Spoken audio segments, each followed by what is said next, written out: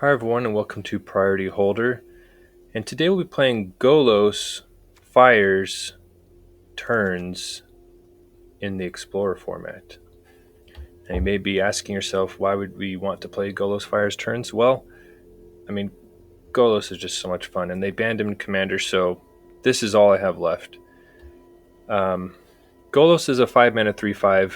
When it enters battlefield, it lets you search for your library for any land, put it into play tapped, then shuffle. And you can pay 7 mana to exile top 3 and play them without paying their mana cost. So if we could play Golos and have the requisite mana to activate it, you can cast an arbitrarily huge number of spells in those 3. And the secret sauce to making Golos work is to include copies of the World Tree. This is a green tap land that, as long as we have 6 or more lands, our lands can tap for 1 mana of any color. So Golos lets us search for any land. This turns our lands into like chromatic lantern status once we have enough. So it's not uncommon once we get Golos out with 5 lands, he puts the 6th in the play. If we play a 7th land, we can activate right away. So that's the idea. The other parts of the deck is Fires of Invention is another way to let us cast spells for 0 mana, as long as we have lands equal to their mana value in play. And then the payoffs for these 0 mana spellcasters are extra turn spells. So we have 4 copies of Alrund's Epiphany, 7 mana extra turn spell. It gets us 2 birds. Also has a foretell ability. And then the options get pretty dry after that. We have 2 copies of Karn's Temporal Sundering. It's an amazing spin off Golos because it fulfills the requirement of it being a legendary sorcery. Besides that, it's the only legend, so this is the only way we can even cast it, is if we have a Golos in place. That's a little rough. As far as other payoffs, we have 4 copies of Shark Typhoon. This one's nice because, if we can free cast it off either of these, we can get a bunch of sharks. But it also can be cycled, and so especially if we're not using our actual mana when Fire's in play, we can cast multiple spells and then still cycle a Shark Typhoon to really get extra value. So this also gives us some early plays. We could cycle for 3 mana to make a 1/1 blocker.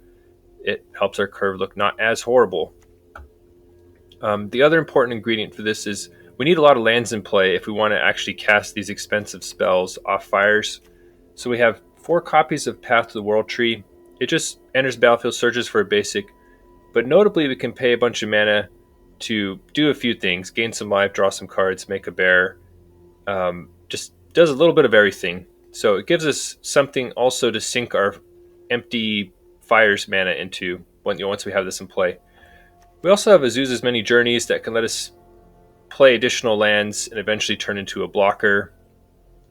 And 4 Cultivates also to accelerate us. And there's some also interesting things in here. We have some MDFCs to double as lands, but also as huge spell hits off Golos activation. So we have Emeria's Call and 2 copies of Seagate Restoration. Now I'm pretty taxed on my wild cards. I would definitely include more of each of these if I could. Definitely more Seagate Restorations. But it's just tough with all the mythic wild cards that are required. But this, you could replace some lands with these and just have a lot more spell hits off Golos. And you can also see we've gotten extra ambitious and thrown in 2 copies of Ruinous Ultimatum, of which we are splashing 5 colored mana pips on it. So, but with Fires and Golos, World Tree, don't anticipate it'll be too much of a problem. Because of how many basic land searching things we have to include a high number of basics, hence the sort of wonky mana base, but still managed to build some utility into it. There's also some things in the sideboard I was considering that would have maybe taken us in some different directions. But yeah, this is the idea, is just to cast a bunch of free extra turns and win the game that way. Anyway, let's jump into some games. All right. Sort of clunky, but we'll keep this hand. This is how we built the deck. Azusa's Many Journeys is going to help us accelerate a little bit. A little scary to see mono red on the other side. It's not going to give us a lot of time to develop. Cultivate should help a lot, though. So, play second land, drop Azusa's many journeys, play another land. Alright, see how hard they hammer us. Alright, Robber of the Rich. That's pretty tough, because that could start drawing the cards off us eventually. Fires is real nice. Unfortunately, we don't have a red source to go Fires into Cultivate. So we'll have to lead with Cultivate now. Yeah, definitely grab a mountain to get Fires into play. And just a forest. So put mountain to play, forest to hand, and then play forest for the turn. So gained a chunk of life off Azusa to basically counter what the robber did to us, but now there's another hasty creature. Let's see what else they have. Firebrand, Kari Zev. So we're in major trouble. Not only that, but now they can possibly steal cards off us with Robber. Okay. So we have the maximum amount of Alrund's Epiphany. That's like the best legal turn spell. Extra turn spell. The next best one for this kind of deck was Karn's Temporal Sundering, but it's just, you could see here, it does stone cold nothing. It requires a legendary creature in play to even cast it. So all of our fires and stuff don't matter. Now, we are missing that elusive 7th land to turn on the extra turn and Ruinous Ultimatum. But at least we have a beefy 3/3 to try and block. It's honestly not doing a whole lot right now. Chain Whirler's tough because that allows even more favorable attacks from them. Yeah, so they send in those 3. Karizev creates a Ragavan. And yeah, we're just going to snap off the trade with Robber. Just basically praying that we'll hit a land next turn to fire off Ruinous Ultimatum.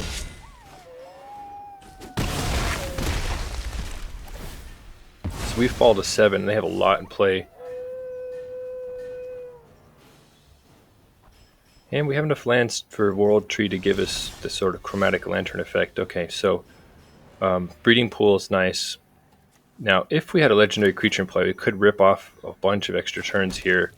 Unfortunately, we cannot. So, but we do get a 0-mana Ruinous Ultimatum, which is incredible. We'd be feeling a lot better if they didn't have 2 copies of Den of the Bugbear waiting in the wings. Now, one thing, notice right here, my foretold Alrund's Epiphany, I had to pay mana for it. Notice that Fires did not give me that little option. That's a consequence of how Foretell is worded. Like, you have to pay like the price that they list to cast it. Fires can't change that. I don't really catch it here, and it comes back to bite us later. So pay attention to that. And so you could see how Karn's Temporal Sundering is just a dead card for us here. It's great when we have Golos and life's going well, but it just, when things are going poorly, it does nothing. So or at this, game 1, already questioning its place here. And they grabbed a Shark Typhoon, which that would have been nice to draw and create just a massive shark to try and stay in this game. But it's looking grim because Anax is giving them attackers, plus any land turns on Den of the Bugbear, so that's it for this game. Alright, well, we'll try again though.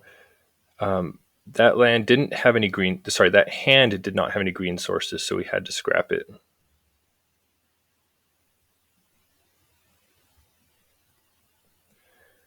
Okay, so you'll notice that the sound effects are completely silent here, which is good if you hate Cauldron Familiar, bad if you just like hearing the ambiance of them.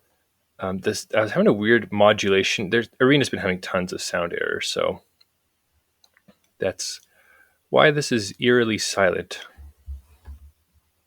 Opponent has a fun username though, Magic at the Gathering. But yeah, we have Cat and a Deadly Dispute. That one is is problematic for us because they just assault our life total so much, and they go ahead and burn their treasure to put another cat into play. So, not enthusiastic about that. We have 2 cultivates, but this deck takes a little while to get chugging. There's the witch's oven.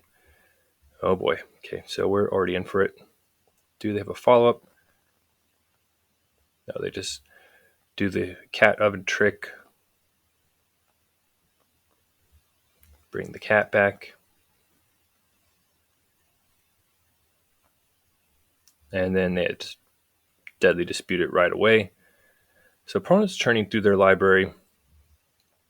Okay, so we could play a basic run out cultivate.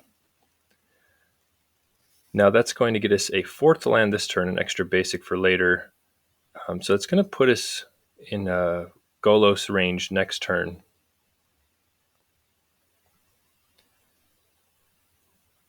So the question is, can we survive?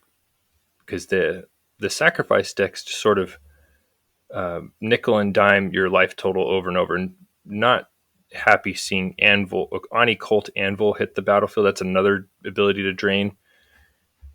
So this is not the traditional sacrifice deck. This one has like an artifact sub-theme, hence the Anvil. And Fable the Mirabreaker is just an insane card. It's good everywhere, and here it gives creatures and it makes artifacts for the Anvil. It literally does everything. Finds its way into a lot of strategies. So Golos, snap off a world tree right here just so we can hopefully... we already have a world tree. Yeah, so we can just grab a creature land for utility's sake. So we'll go ahead and grab the Hydra land. It's a little easier to activate than the blue one.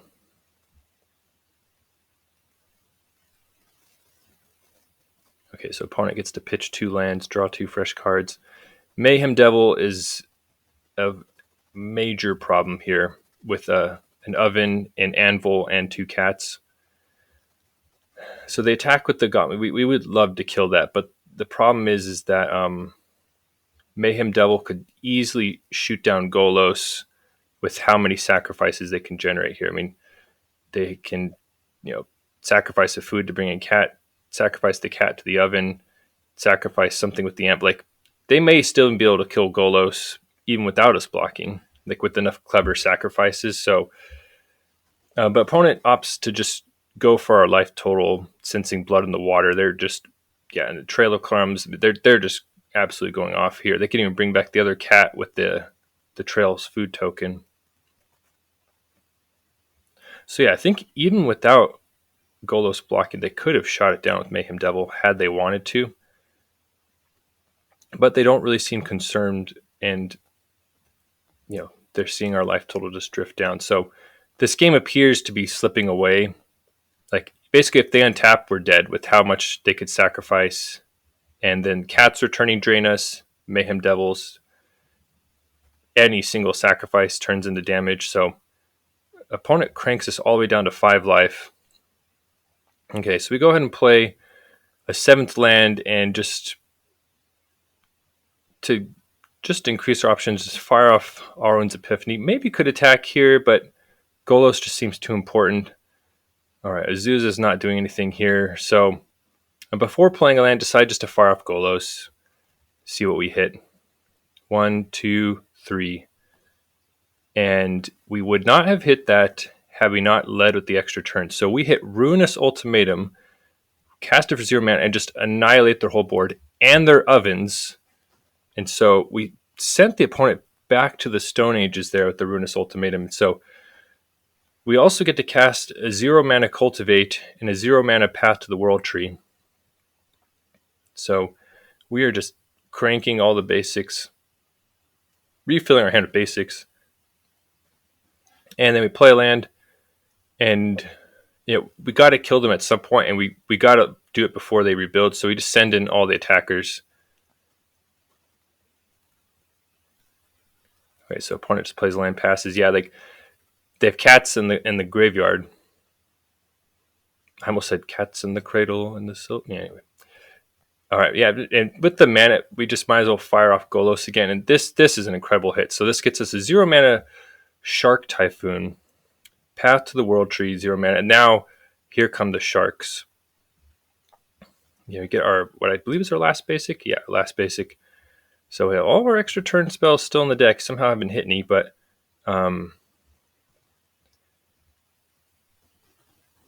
yeah, we're feeling decent at this point. Shark Typhoon is going to help turn the game around very quickly. So we can hit them for another 5 damage here.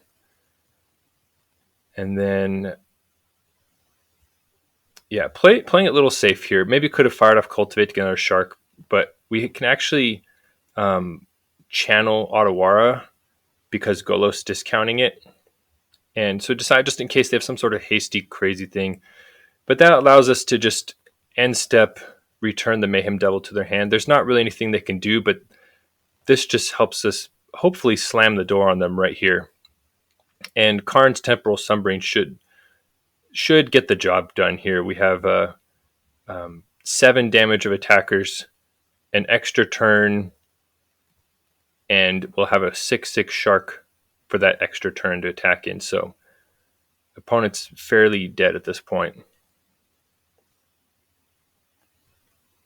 Yeah, so we chop them down to 9, and we already have plenty of attackers, but just throw out Azusa's Many Journeys just for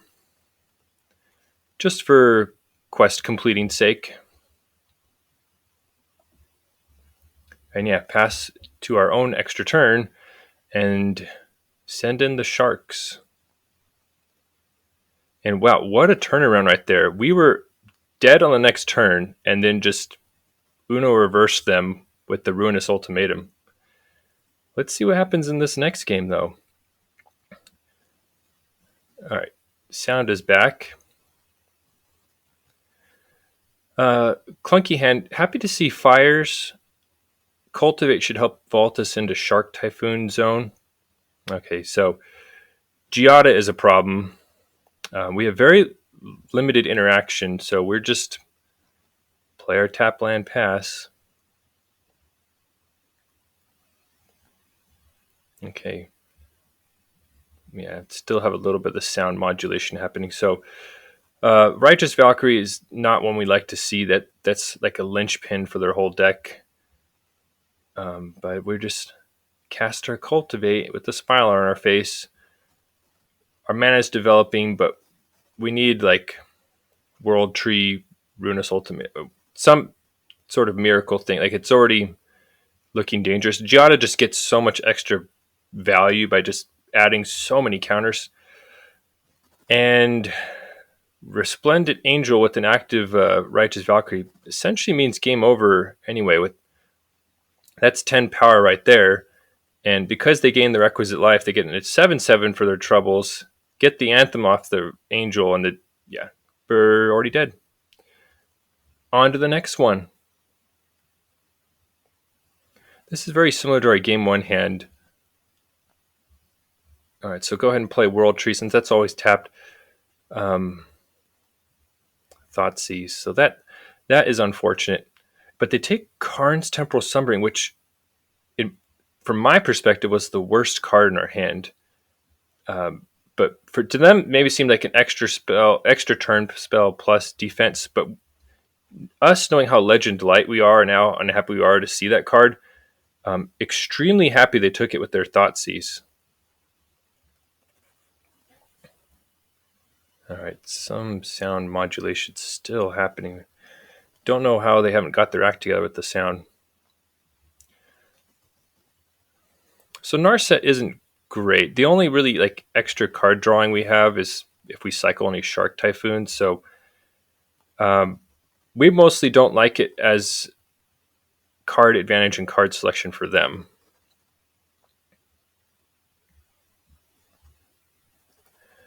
But between Azusa and the Cultivate, we're already at 5 mana.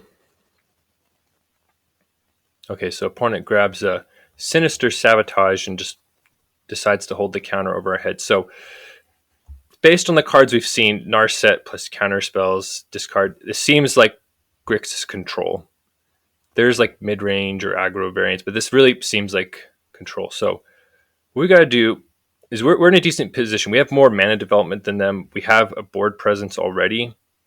So we're just trying to keep making them have difficult decisions and not really being able to execute their game plan. We want them to be forced into holding up counter mana unprofitably as often as possible.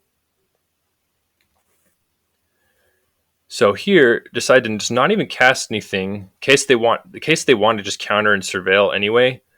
And so now, they do have something profitable to do. They can Tainted Indulgence, but they didn't get to profitably counter anything of ours, and so they're probably going to still try and just hold up the Sinister Sabotage. And they saw our turn earlier, so they know Alrund's Epiphany is the card that we tucked away. And so that is what they want to counter. And so we don't want to let them do that. So we're going to play lower impact but still annoying things. Now, Path to World Tree is just a lay of the land. It just grabs the land. However, it does have that activated ability that draws some cards, makes a bear, does a little damage. So getting that out there is still annoying for them. And then since we successfully put a path out there, decide to just follow up with Cultivate. It's another thing that they could counter, but they know we have whammies. They've seen the extra turns. The ramp spell is not really a threat to them. So, and contemplating whether to cast the other path, to decide not to. Once again, just in case they're trying to use their mana well. But they end up just using Erebos' intervention to take down our 3/3. So, but that isn't even our main game plan anyway. So we're happy to see them spew off removal like that. Okay, so they decide to put shields down for a second and drop Nicol Bolas Dragon God, which is incredibly strong, but it's a little less good in a position where they're like really behind on mana. So, and we have spare basics just to pitch.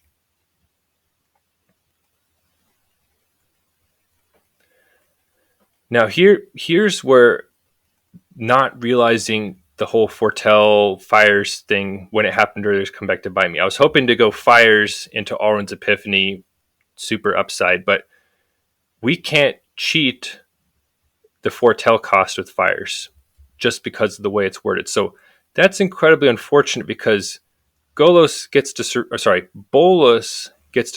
and keep taking cards away from us. It's a 2-card swing every time it pluses because we lose something, they gain something. It's incredibly backbreaking. So it's not being able to cast the extra turn spell there when we were counting on it is incredibly rough. We can, however, make a tiny layer of the Hydra to just at least chip some loyalty off at this point.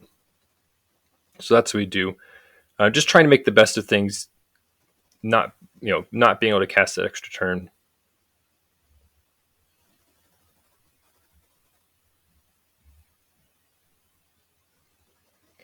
All right, so they plus it, and we'd like to keep the other Path to the World Tree because that can cause them problems down the line. It's not a fruitful thing for them to deal with, but it can still make them annoyed, which is like exactly what you want against control.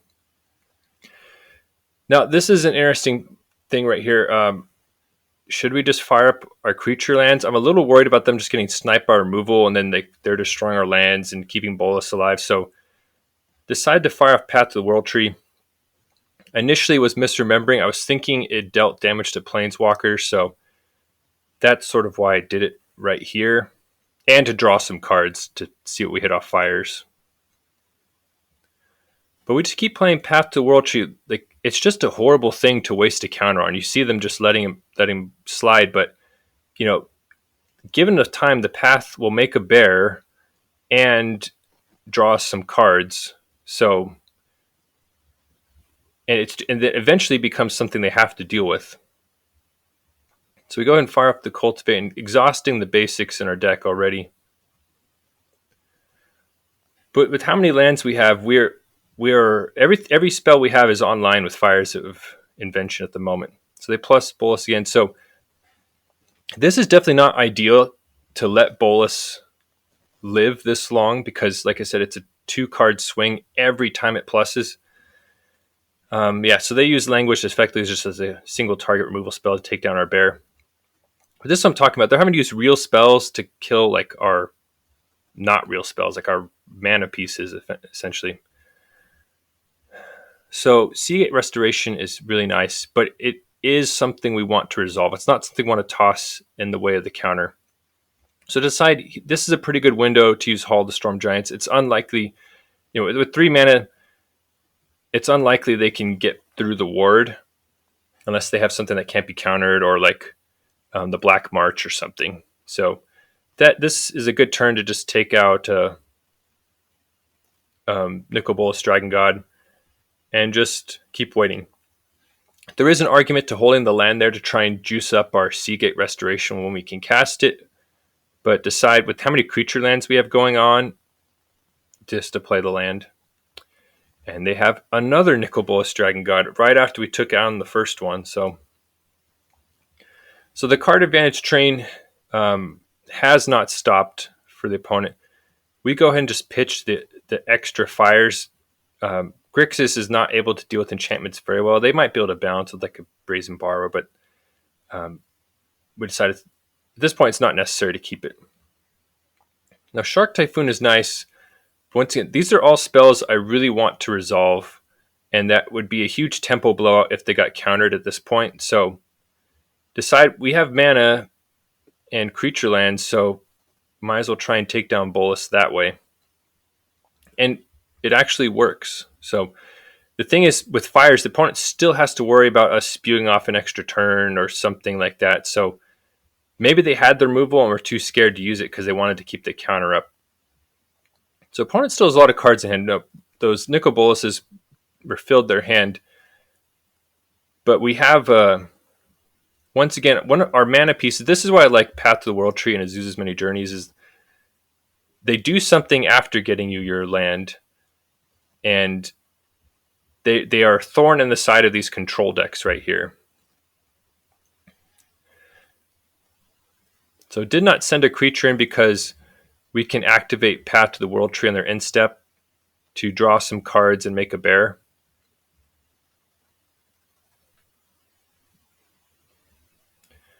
All right, Emeria's Call is like exactly what the doctor ordered. It's a card that is a threat they have to deal with, but compared to everything else we have, we don't care about losing it. So that is, after being so patient this whole game, now it's time to bait out the counter. So we know this is something they will want to counter, but it's also something we don't care gets countered. Yeah, so they snap off the Sinister Sabotage. But that's okay because we have more powerful things than that. And, they've drawn a ton of cards, but I decided just to test it, especially because we can't fires it out and we have a lot of mana available. So fire off Alrund's Epiphany. They have the negate. Okay, that's all right. We're just trying to make it so they have a hard time progressing their game plan. We're just having all these, for us, expendable creatures, but for them, having to hold up mana for counters, they're not able to really do as much. And we have these creature lands and these tokens that just keep going at them. All right, so Azusa's Many Journeys flips, and so now we get our 3/3. Could send the Baron for an attack. So we've already exhausted 2 counters, and the opponent still has stuff in hand. The question is, what do we do? Decide is, it would be better to lead with Shark Typhoon, but decide, with more cards in hand, attempt to fire off Seagate Restoration. Okay, so they have the counter for that once again. But opponent is slowly running out of cards. So cast another low impact spell they're loath to counter that can keep antagonizing them. And we're out of basics, so we didn't get a land for that. All right, Ugin the Spirit Dragon. That is actually something that can actually turn things around for the opponent. So they can do a clean -4.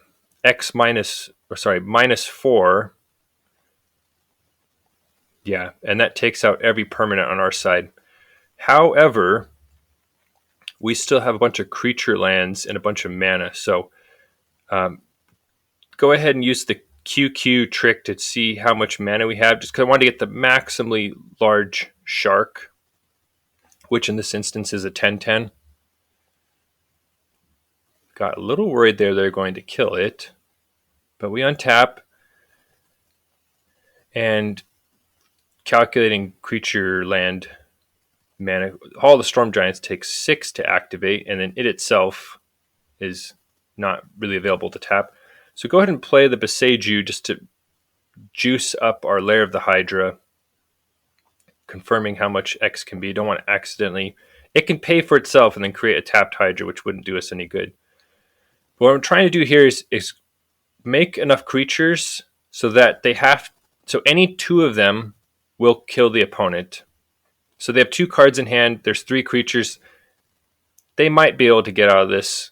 We're trying to make it as difficult for them as possible, and they give us the good game. And we beat control. All right, well, that was an exhausting one. A real tough battle against control. So we'll see what happens now. Have to mulligan. Karn's Temporal Sundering is just not a great card in a lot of matchups, so we happily send that to the bottom.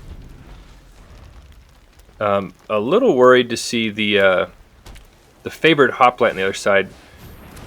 This deck, as you've seen, takes a little while to develop. It's very slow to start. Okay, make a mistake right here. Well, okay, never mind. Go with the Azusa's Journey. So I was gonna say, should definitely play Halt the Storm Giants, but it's basically the same outcome the way it happened right here. You have to be careful with those Adventures of the Forgotten Realm creature lands. Alright, so Illuminator Virtuoso is a big problem. Okay, so with their Connive, they pitch a non-land, so it puts a counter on it, plus it has the temporary boost. And it has native double strike, so we're already in the danger zone. Fall down to 12 life, and they still have 4 cards in hand. So we could bolt in the Seagate Restoration to play Fires, but I figured our life total was just... I didn't quite know if that was worth it. So decided just to go the double Path to the World Tree route. Maybe that was a mistake. Maybe it was that important to get Fires in play, just to start making things happen. Alright, so on our instep, they fire off God's Willing just to get another chance to connive. So they do pitch a non-land, so already it's up to a 3/3. Alright. Ancestral Anger, I think that was. Yeah, so it's looking grim just from how fast the Virtuoso can grow. Not only that, but they've had a stream of non-lands to keep pitching to it, so already now, yeah, anyway. The Virtuoso alone could kill us at that point, so on to the next one. Alright, Path to the World Tree pass. Once again, upset to see Karn's Temporal Sundering. I'm just not sure. I was trying to increase the density of extra turns. Like, it's a wonderful spin off Bolos, but off Golos, but it's pretty horrible in every other situation. Okay, so opponent wisely takes our Shark Typhoon, stranding us with Karn's Temporal Sundering, so we just go ahead and play our second World Tree and pass. So, opponent has just played Thoughtseize. It's seeming like maybe Grease Fang or some sort of Abzan control or mid-range. It's curious that they haven't really played anything. But we're just doing our thing, grabbing our basics, putting our lands into play. We do get Golos next turn. Alright, so opponent plays Ezeka's Chariot. That is pretty rough. But we do have a window right here to fire off Golos. So we already have 2 World Trees in play, so we can just grab the best utility land that we can find. Boy, we would kill for Field of the Dead in this kind of deck, but that has been banned. So that's land number 6. World Trees turned on. We could play our basic next turn and get a Golos activation. But they have a very clean answer with Binding of the Old Gods. So that is very unfortunate. We would have loved to spin Golos to see what we could find. But now they get in with the Seeker's Chariot, make an extra cat. And we're slipping away. And you could see already, Karn's Temporal Sundering is back to being really lame again with no legend to play. Seagate's not horrible. You could see at this moment we switched to triple speed. This is where things fall apart. They Thoughtseize themselves to put Parhelion in the bin and hit us with Greasefang. Now, I did not concede right away because we had some chump blockers and because you've seen we have Ruinous Ultimatum, so we could have reversaled on them. However, they have the reanimation spell in hand, so to bring back Greasefang. So even with like a with the Ruinous Ultimation, it wouldn't have been good enough in that situation. So probably would have warranted an earlier concession.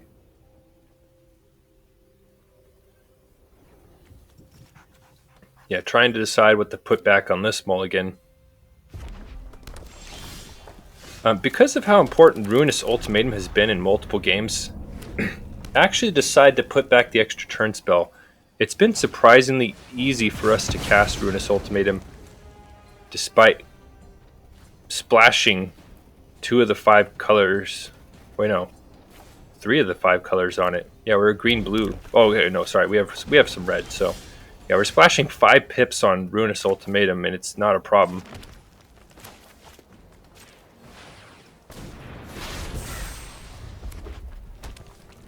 Now, what's interesting is that Ruinous Ultimatum was sort of like a last-minute inclusion in this deck, but it's turned out to really be important, and I'm actually wondering if there should be 4 full copies of it, because it's with how many World Trees are running in Golos, like it's been very easy to get the mana for it, and it's just such a back-breaking card. So I think a later version of this deck should maybe have more copies of Ruinous Ultimatum, because more often than not, that was the card I was wishing it would draw or it hit with Golos.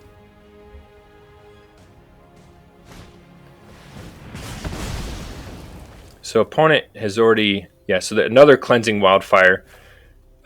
Because of how many basic searching cards we have, they're basic checking us, but we have a lot because of the nature of our deck. But this is different than your typical mono. This is like a big red or a land destruction deck that we're facing against. However, with all of our Cultivates and the Cleansing Wildfires, we are almost out of basics already. Now, still no World Tree. Alright, so here's Fires. Let's see what they cast. Alright, so they just play Bone Crusher. Now, very fortunately, we have a Boseiju in hand, so we can just shoot down the Fires. Just seems like a problem. Like, who knows what they could start double spelling and playing off that.